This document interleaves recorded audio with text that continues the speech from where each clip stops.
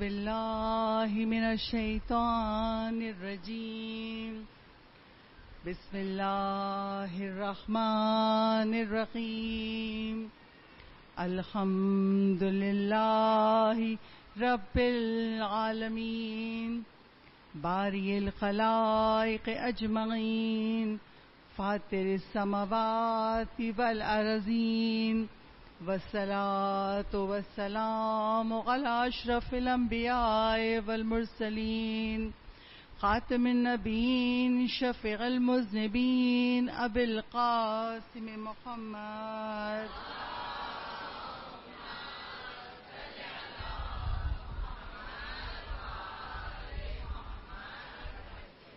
وعلى آلہ الطیبین الطاہرین المظلومین المعصومین ولعنۃ اللہ الدائمۃ الباقیہ وعلى أعدائهم وقتلتهم أجمعين من الآن إلى قيام يوم الدين أما بعده فقد قال الله تبارك وتعالى في كتابه المجيد وفرقانه الحميد إنما يريد الله ليذهب عنكم الرجس أهل البيت ويطهركم تطہیرا.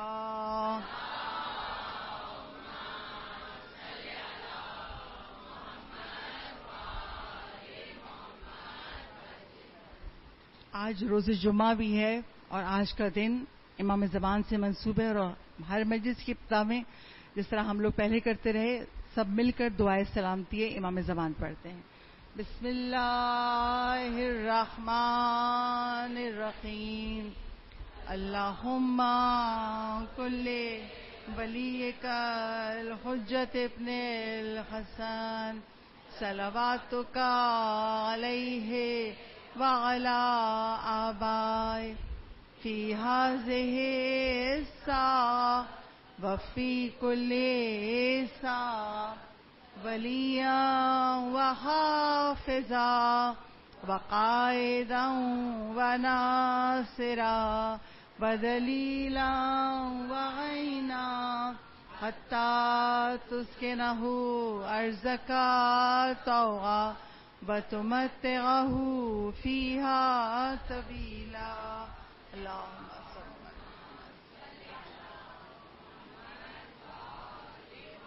ایسی سلوات سے مجلس کی ابتدا نہیں کروں گی. ایک مرتبہ سب مل کے باواز سے بلند نعرے سلوات بھیجیں.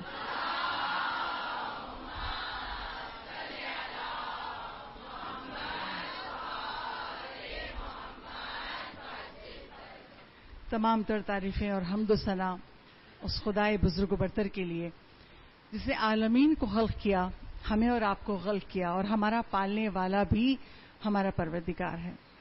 ہم سب اس کی بارگاہ میں اس کا شکر ادا کرتے ہیں. تیرا احسان ہے خدا کہ تو نے ہمیں دامن محمد و آل محمد سے منسلک کر دیا. بارالہ ہمیں ایمان پر ثابت قدم رکھنا اور ہم سب کا خاتمہ ایمان پر کرنا. دعا کی قبولیت کے لیے باواز بلند صلوات پڑھیے.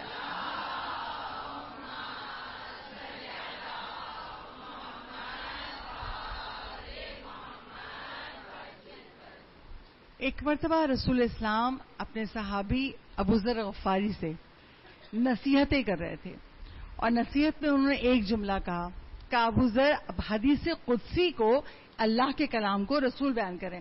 کہ ابو ذر اللہ نے حدیث قدسی میں ارشاد فرمایا ہے کہ میں اپنے بندوں میں سے 3 قسم کے لوگوں پہ فخر کرتا ہوں. اب اللہ اگر کسی پر فخر کرے تو اس بندے کا مقام کیا ہوگا؟ کہ میں اپنے 3 قسم کے بندوں پہ فخر کرتا ہوں. پہلا بندہ وہ جو تنہائی میں ہو, جو صحرا میں ہے, کوئی دیکھنے والا نہیں ہے, تنہا کھڑا ہے, مگر اپنی نماز کی ابتدا اذان و اقامت سے کرتا ہے. یعنی اتنی خالص ہے اس کی نماز. لوگوں میں ہوتا ہے طویل نمازیں پڑھیں گے, لوگ کہیں گے بڑی بات گزاریں, تو اللہ اپنے ملائکہ سے کہتا ہے میرے اس بندے کو دیکھو کہ کوئی دیکھنے والا نہیں ہے مگر یہ اذان و اقامت کے ساتھ نماز پڑھ رہا ہے, اور یہ نہیں جانتا مگر اس کے پیچھے 70,000 ملائکہ اس کے اقتداء میں پڑھ رہے ہیں, اور جو دوسرے دن تک اس کے لیے استغفار کرتے رہیں گے. تو خدا اپنے اس بندے پر فخر کرتا ہے ملائکہ کے درمیان.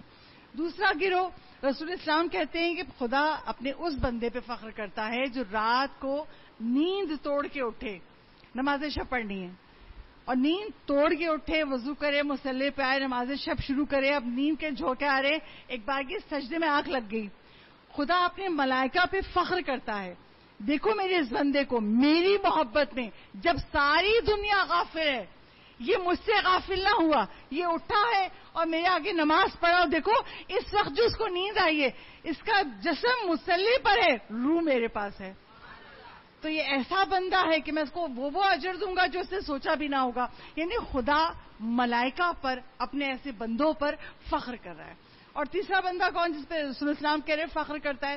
کہ ابو ذر تیسرا بندہ وہ جو اللہ کے لیے جہاد میں ہو، دشمنوں کے خلاف جہاد کر رہا ہو اور سب سے کہہ رہا ہو کہ دیکھو اللہ کے لیے لڑ رہے ہو تو جم کے لڑو، مگر لوگ ساتھ چھوڑ جائیں اور وہ تنہا رہ جائے، یہاں تک لڑے کہ اس کو شہید کر دیا جائے. تنہا تھا، سب کو لے کے چلا جاتا، نہیں اللہ کے لیے لڑا ہوں تو اللہ کے لیے کیوں نہ کھڑا رہوں.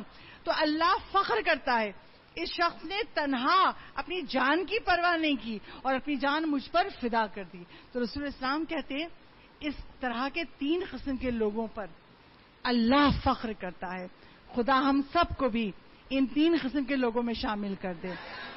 دعا مانگی ہے تو قبولیت کے لیے بآواز بلند صلوات پڑھیے.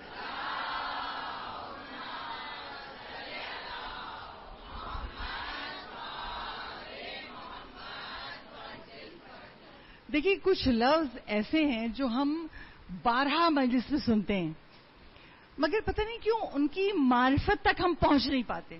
مثلا دعا، کتنے اشرے، کتنی مجلسیں اور کیا کچھ نہیں آپ نے سنا دعا کے متعلق، لیکن آج تک ہم لوگ دعا کے مفہوم کو نہیں سمجھ سکے.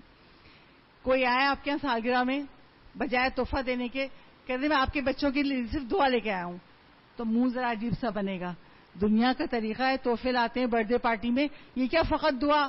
کوئی شادی میں آئے ہمارے یہاں اور کہتے بس آپ کے بچے کے لیے دعا ہے، تو ہم کیا کہیں گے؟ ذرا دل پہ ہاتھ رکھ کے سوچئے، کیا کہیں گے؟ صرف دعا. لو ہمارے یہاں کھانا بھی کھا رہے ہیں شادی میں، کیوں؟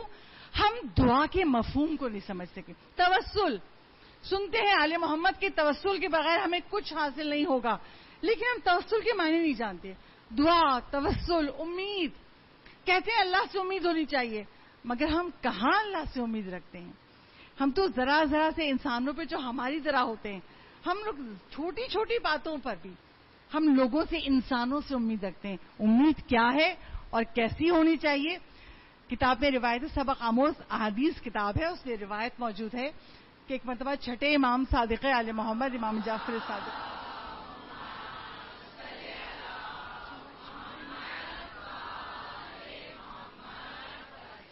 چھٹے امام ارشاد فرماتے ہیں کہ ہمارے جد رسول اللہ نے ہم سے کہا کہ میدان قیامت میں ایسا شخص بھی آئے گا کہ پروردگار عالم اس کے اعمال دیکھ کر کہے گا اس کو جہنم میں ڈالو. اتنے اعمال بد ہوں گے اس کے کہ خدا اس کو جہنم میں ڈالنے کا حکم دے گا. جب ملائکہ اس کو لے کر جہنم میں جا رہے ہوں گے، آپ پہچانیے امید خدا کیا ہے. جب ملائکہ اس کو لے کے جہنم میں جا رہے ہوں گے تو بار بار مڑ کے دیکھتا ہے، بار بار پلٹ کے دیکھتا ہے. رب ذوالجلال کہتا ہے تو کیا دیکھ رہا ہے؟ کہ بارے مجھے تجھ سے یہ امید نہیں تھی، تیری رحمت کی طرف دیکھ رہا ہوں. کہا تجھے کیا گمان تھا، کیا امید تھی؟ کہ بارے میرا گمان یہ تھا، میری امید یہ تھی کہ مجھے بہشت ملے گی، مگر مجھے جہنم میں جانے کا حکم دیا جا رہا ہے. میرے اعمال تھے وہ اللہ ثابت کر دے گا، میں کہتا مجھے امید تھی تجھ سے، گمان تھا تجھ سے. رب ذوالجلال اپنی عزت و جلال کی قسم کھا کر کہتا ہے اگر میرا کوئی بھی بندہ ایک گھڑی مجھ سے اچھا گمان رکھے گا، میری رحمت سے امید رکھے گا، تو میں اسے اپنی جہنم سے نہیں ڈراؤں گا. ملائکہ سے کہا اس کی امید کو حقیقت میں بدل دو اور اس کو بہشت میں بھیج دو. چھٹے امام کہتے ہیں اس کو بہشت میں بھیجا جائے گا، اور امام کہتے ہیں اللہ ہمارے حسن ظن کے قریب ہے. ہم جیسا اللہ سے گمان رکھیں گے. اب ہوتا کیا ہے، کوئی پیشنٹ ہے ہاسپٹل میں، آئی سی یو میں ہے، وینٹیلیٹر پہ ہے، دعا دعا جی واٹس ایپ پہ کیا کچھ نہیں بھیجا جا رہا ہوتا، مگر ہر آدمی جانتا ہے کتنے دن جیے گا، اب تو وینٹیلیٹر پہ آ گیا، کہاں ممکن ہے بچنا اس کا.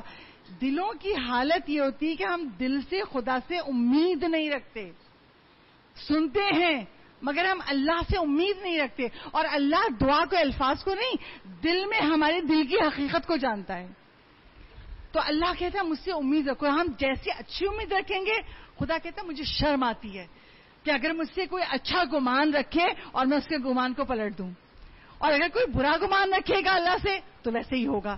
تو ہمیں چاہیے کہ ہم پروردگار عالم سے صحیح اور اچھی امید رکھیں تاکہ ہمارے کام سارے پروردگار کے عالم کی تعریف سے پورے ہو جائیں. صلوات بھیجے باؤ.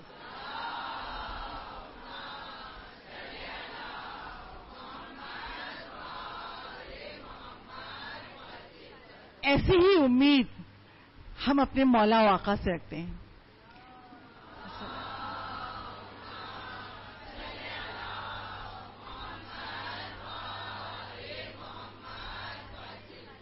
ہم اپنے مولا و آقا سے یہ امید رکھتے ہیں, اور ہمیشہ مولائے کائنات کا ایک جملہ بار بار زبان سے بولا کریں. آپ کے بچے سنیں, ہمیں یاد رہے, ہمارے بچوں کو یاد رہے کہ مولائے متقیان علی بن ابی طالب کہتے ہیں اللہ سے جس کی تمہیں توقع نہیں ہے وہ چیز اللہ سے سوال کرو.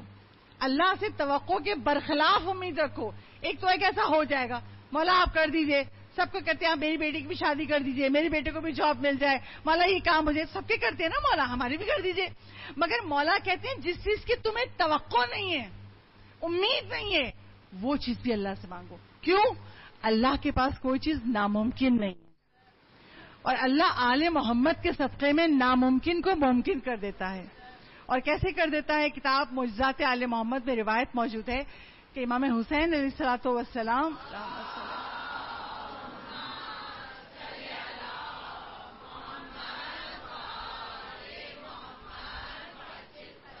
امام حسین کے زمانے کی بات ہے. صالح بن میسم ایک آدمی کا نام ہے, اور اس نے یہ روایت لکھی ہے, بیان کی ہے. صالح بن میسم اسدی وہ اپنے دوست کے ساتھ اپنی پھوپھی کے گھر آیا, اور اس کی پھوپھی اتنی ضعیف ہو چکی تھی کہ وہ بینائی کمزور ہو چکی تھی, تو فوراً پہچانتی نہیں تھی, پیشانی پہ سجدوں کے نشان. تو ایک مرتبہ اس کے دوست نے کہا کہ یہ آپ کا بھتیجا آئے گا. اب انہوں نے غور سے دیکھا, کہاں ہے میرا بھتیجا؟ صالح بن میسم ان کا بھتیجا تھا. جب دیکھا تو کہا ہاں ہی میرا بھتیجا ہے. جب اپنے بھتیجے کو دیکھا تو کہا میں تمہیں ایک بات بتاؤں. کہا پھوپھی بتائیے. کہا میرا طریقہ تھا کہ میں ہر دوسرے چوتھے دن امام حسین کی زیارت کے لیے جاتی تھی. مولا کی زندگی میں مولا کی زیارت کے لیے جایا کرتی تھی. پھر ایک بار یہ ایسا ہوا کہ میری پیشانی پر برس کے داغ نمودار ہوئے, سفید جو دھبے پڑ جاتے ہیں, بیماری ہے برس. کہا کہ برس کے داغ میری پیشانی پہ آنے لگے. اب میں نے گھر سے نکلنا چھوڑ دیا, مولا کی زیارت کو بھی جاتی. لوگ کیا کہیں گے, یہ شیعہ چہرے پہ داغ کیسے؟ کیونکہ لوگوں کا طریقہ ہے کہ ذرا سے کوئی خدا مصیبت میں مبتلا کر دے تو اگلا کیا کہتا ہے, اللہ پتہ نہیں کیا گناہ کیا ہے جس کی سزا ہے. یہ ہمارے معاشرے میں عام ہے. کوئی کسی تکلیف میں ہو, ہم فرض سے جملہ کہتے ہیں اللہ معاف کرے, پتہ نہیں کیا گناہ ہے جو سزا مل رہی ہے. ہم نہیں جانتے خدا سزا دے رہا ہے تو بھی رحمت ہے, دنیا میں بخشوا دی جائے. اور پتہ نہیں خدا تکلیفیں دے رہا ہے کہ جنت کے مرتبے بڑھ جائیں.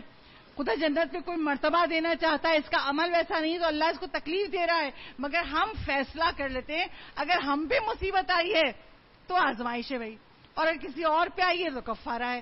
کبھی یہ فیصلہ مت کیا کریں, ہم کسی کے اعمال سے باخبر نہیں ہیں.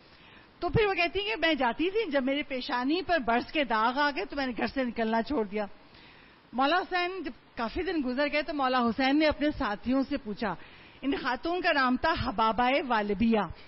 حبابہ نہیں ہے, یہ ہماری زیارت کو کافی دن ہو گئے, وہ تو ہر دوسرے چوتھے دن آیا کرتی تھی. تو لوگوں نے کہا مولا اس کی پیشانی پہ برس کے داغ ہو گئے, اس نے گھر سے نکلنا چھوڑ دیا ہے.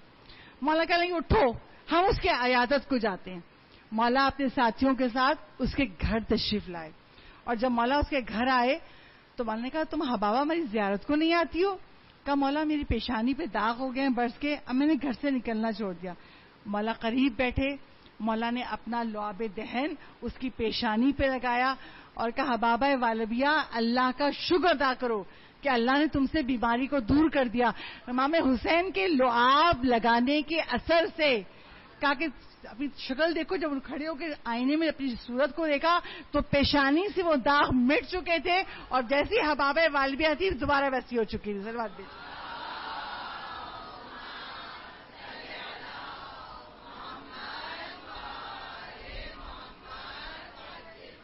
جس کے تھوک میں یہ تاثیر ہو، جس کے لعاب میں یہ تاثیر ہو، اس کے خون کی تاثیر کیا ہوگی؟ کربلا میں جس بے دردی سے مولا حسین کا خون بہایا گیا، اس کے خون کی تاثیر کیا ہوگی؟ اور فقط مولا کی زندگی تک نہیں، آج تک، آج کے بعد بھی قیامت تک ہر مومن اپنے مولا سے امید رکھتا ہے، اور پروردگار عالم امام حسین کے وسیلے سے، چار معصومین کے وسیلے سے ہماری حاجتوں کو پورا کر دیتا ہے۔ ہمیں اپنے مولا سے کیوں امید ہے؟ اگر مولا کی مدد نہ ملتی شاید امید نہ ہوتی، مگر یہ احسان ہے چار معصومین کا کہ جب بھی نام لے کے مانگا جائے ہمیں ملتا ہے۔ اور امام حسین کو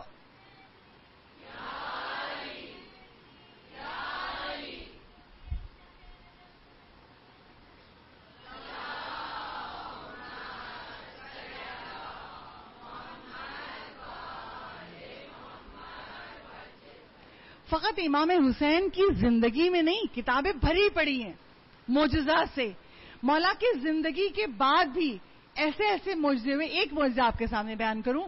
شیخ عبد الکریم حائری، جو بچیاں مدرسوں میں پڑھ رہی ہیں وہ ان کے نام سے باخبر ہوں گی۔ شیخ عبد الکریم حائری کون؟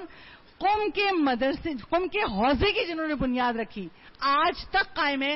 جتنے علماء وہاں سے پڑھ کے نکل رہے ہیں اس کے اجر و ثواب میں شیخ عبد الکریم حائری شامل ہیں۔ یعنی پہلا قم میں حوزہ بنانے والے شیخ عبد الکریم حائری۔ شیخ عبد الکریم حائری کو خواب میں سو رہے تھے، خواب میں دیکھا کوئی شخص کہہ رہا ہے تم 3 دن کے بعد مر جاؤ گے۔ خواب سے آنکھ کھلی، اب میں بالکل ٹھیک ٹھاک ہوں، بیماری نہیں ہے، ایسے کیسے ہو سکتا ہے میں 3 دن میں مر جاؤں؟ اس بات کو اپنا وہم سمجھا، میرا خواب نہیں وہم ہوگا، ٹال دیا۔ مگر جب 3 دن گزرے، چلتے چلتے گر گئے، اور جو گرے تو اٹھ نہیں پا رہے۔ اب یقین آ گیا جو میں نے خواب میں سنا تھا وہ سچ تھا۔ اب دوستوں نے سہارا دے کے اٹھایا، مگر طبیعت بگڑتی جا رہی ہے، یہاں تک کہ دوست لے کے کربلا پہنچے مگر شیخ عبد الکریم حائری اٹھ نہیں پا رہے، بغیر سہارے کے بستر سے نہیں اٹھ سکتے، اور اتنے پریشان ہیں۔ ایک مرتبہ حالت نزع طاری ہوئی، دیکھا کہ 2 افراد آئے، ان کے پاس آئے اور پاس آ کے بیٹھے، کہا ہم آپ کی روح قبض کرنے کے لیے گردش کر رہے تھے۔ اب یقین آ گیا ملک الموت پہنچ گئے اور میں واقعی مر جاؤں گا۔ ایک بارگی جب یہ احساس ہوا تو اپنے چہرے کو گھمایا کربلا کی طرف اور امام حسین سے مخاطب ہوئے، امام حسین سے متوسل ہوئے، مولا حسین آپ کو آپ کی مظلوم ماں کا واسطہ، مولا ابھی تو میرے پاس کوئی توشہ آخرت نہیں ہے، میرے دونوں ہاتھ خالی ہیں، آپ سوچیے ہم اور آپ کب سوچتے ہیں کیا لے کے جائیں گے، کیا مولا علی کو دکھائیں گے، کیا جناب سیدہ کو دکھائیں گے؟ اتنی مجلسوں میں گئے ہیں، کیا سیکھا، کیا عمل کیا؟ مگر وہ عالم کہتے ہیں میں کہ رو رو کے کہہ رہا تھا مولا میرے پاس توشہ آخرت کچھ نہیں ہے، اور عالم تھے، کہا مولا میرے پاس توشہ آخرت کچھ نہیں ہے، اپنی ماں کا واسطہ سفارش کر دیجئے میری عمر بڑھا دیجئے، مولا میری عمر بڑھ جائے تاکہ میں توشہ آخرت جمع کر سکوں۔ کہا ایک بارگی ایک شخص آیا، وہ سب کچھ دیکھ رہے ہیں خواب میں، ہاں گھر والے رو رہے ہیں کہ اب جان نکل رہی ہے۔ ایک مرتبہ ایک شخص آیا، کہا میں سفیر حسین ہوں اور مولا حسین نے مجھے پیغام دے کر بھیجا ہے، یہ شخص مجھ سے متوسل ہوا تھا، دعا کی تھی، میں نے اس کی دعا بارگاہ الہی میں کی، میری دعا قبول ہو گئی ہے، اس کی خبردار روح قبض نہ کرنا، اس کی عمر بڑھا دی گئی ہے۔ اور پھر وہ دونوں فرشتے بھی اور وہ بیان کرنے والا بھی چلا گیا۔ شیخ عبد الکریم حائری کہتے جب وہ تینوں چلے گئے تو میں دیکھا میرے پیر حرکت کر رہے ہیں، میرے پیر تک باندھ دیے گئے تھے، مرنے والا ہے۔ جب میرے پیروں میں حرکت ہوئی تو لوگ میرے گھر والوں جو رو رہے تھے، چادر ہٹائی، اٹھایا، مجھے ہاسپٹل لے گئے، اور 15 دن کے بعد میں روبہ صحت تھا، اور اس کے بعد میں نے حوزہ قم کی بنیاد رکھی جس سے علماء نکل رہے ہیں۔ یعنی حسین کے وسیلے سے شیخ عبد الکریم حائری کو زندگی مل گئی۔ صلوات پڑھے بابا سے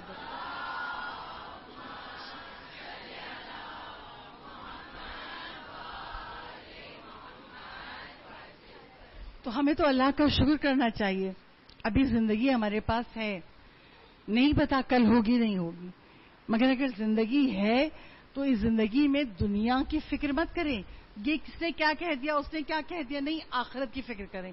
یہ جو ہمیں سانسیں ملی ہیں یہ ایسی ہیں جیسے ہمیں سکے دیے گئے ہوں، رقم دی گئی ہو، مولا علی کہتے ہیں تمہیں سانسیں دے کے دنیا میں بھیجا گیا ہے، ان سانسوں کے ذریعے عبادت کرو، نیک اعمال کرو، تاکہ ہمیشہ کی زندگی میں ہم معصومین کے قریب رہ سکو. تو ہمیں تو زندگی ابھی ملی ہوئی ہے.